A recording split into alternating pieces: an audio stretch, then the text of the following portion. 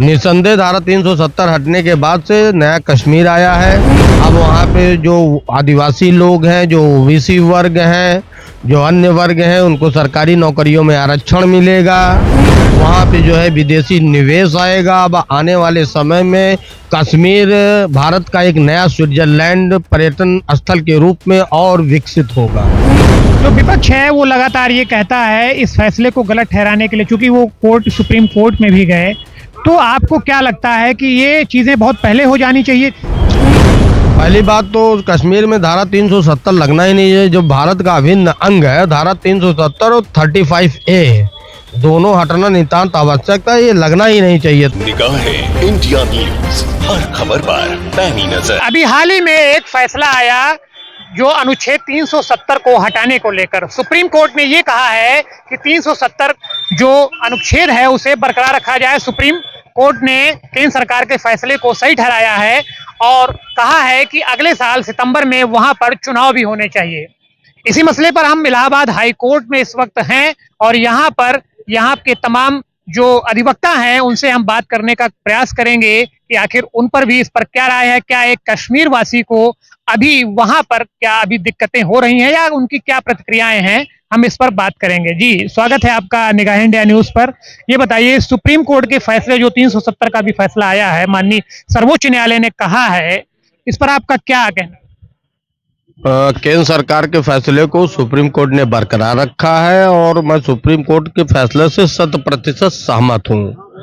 और धारा 370 हटने की कश्मीर में पूरे भारतवर्ष में बहुत हर्ष और खुशी की लहर है और सुप्रीम कोर्ट द्वारा उस विधान को उचित निर्णय के द्वारा सही ठहराया जाना ये सोने पे सुहागा हो गया। आपको ये लगता है कि इससे पहले, जैसा कि कांग्रेस ने भी ये कहा है कि धारा 370 को हटाया जाना चाहिए, वहां पर तमाम जैसे चीजें चल रही थी, तो अब क्या लगता है कि अब नया कश्मीर निकल करके सामने आया है? निसंदेह धारा 370 हटने के बाद से नया कश्मीर आया है। अब वहाँ पे जो आदिवासी लोग हैं, जो ओबीसी वर्ग हैं, जो अन्य वर्ग हैं, उनको सरकारी नौकरियों में आरक्षण मिलेगा। वहाँ पे जो है विदेशी निवेश आएगा। अब आने वाले समय में कश्मीर भारत का एक नया स्विट्जरलैंड पर्यटन स्थल के रूप में और विकसित होगा। जो विपक्ष है वो लगातार ये कहता है इस फैसले को गलत ठहराने के लिए, चूंकि वो सुप्रीम कोर्ट में भी गए, तो आपको क्या लगता है कि ये चीजें बहुत पहले हो जानी चाहिए? पहली बात तो कश्मीर में धारा 370 लगना ही नहीं है, जो भारत का अभिन्न अंग है। धारा 370 और 35A दोनों हटना नितांत आवश्यक है, ये लगना ही नहीं चाहिए था और ये बहुत पहले। और कांग्रेस इसमें बहुत तुष्टीकरण की राजनीति की और इस तुष्टीकरण की राजनीति की वजह से इन लोगों ने धारा 370 को अभी तक बरकरार रखा था, जिसको आने पे वर्तमान सरकार ने समाप्त कर दिया। इसका हम लोग फैसले का स्वागत करते हैं। अगला कदम क्या लगता है, पीओके भी हम लेकर के रहेंगे? निसंदेह वह भारत का अभिन्न अंग है और हम शांति व्यवस्था से समझौते के तहत जो है पीओके को वापस लेना चाहते हैं।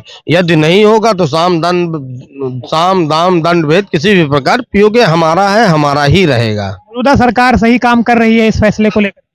मौजूदा सरकार जो है कश्मीर समस्या को समाप्त कर दिया और जिस हिसाब से कार्य कर रही है, आने वाले दिनों में कश्मीर से आतंकवाद एकदम जड़ से समाप्त हो जाएगा और पीओके के लोग स्वयं भाग करके भारत के साथ मिलना चाहेंगे, क्योंकि भारत की जो आर्थिक उन्नति है, विकास दर है, यहाँ जीवन जीने की सहज सुलभ चिकित्सीय व्यवस्था बहुत बेहतरीन है, रोजी रोजगार बहुत अच्छा चल रहा है। इस लिहाज से वह स्वयं भारत में अपना विलय करने की मांग करेंगे।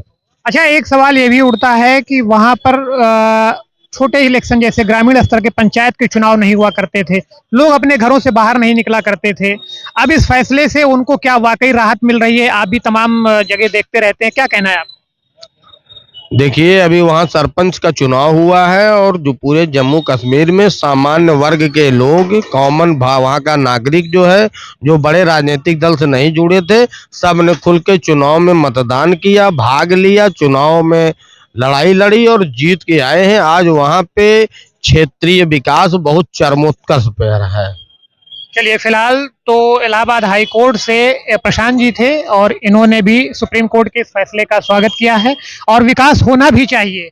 जो लोग थे वहां पर, जो इस पीड़ा को झेल रहे थे, जो इस दर्द को झेल रहे थे, आखिरकार 370 का जो ये फैसला यहाँ पर आया और केंद्र सरकार की तरफ से पहल की गई, इससे कश्मीर वासियों को राहत जरूर मिलेगी। पर्यटन के लिहाज से, तमाम चीजों के हिसाब से वहां पर लोगों को राहत मिलती दिख रही है। और जब अगले साल सितंबर में वहां पर चुनाव होंगे तो वहां की जो दिशा है वो कुछ और ही बदल करके सामने आएगी। तब तक के लिए आप देखते रहिए निगाहें इंडिया न्यूज। नितिन द्विवेदी। फिलहाल जनता की बातें तो हम आपको दिखाते हैं, उनके बीच में जाकर के हम आपको रूबरू तो कराते हैं, लेकिन आखिरी में सिर्फ आपसे एक ही निवेदन है कि आप हमारे चैनल को सब्सक्राइब करें, लाइक करें व हमारी खबरों को शेयर करें, ताकि ऐसे ही हम आपको तमाम जानकारियां और नए अपडेट्स देते रहें।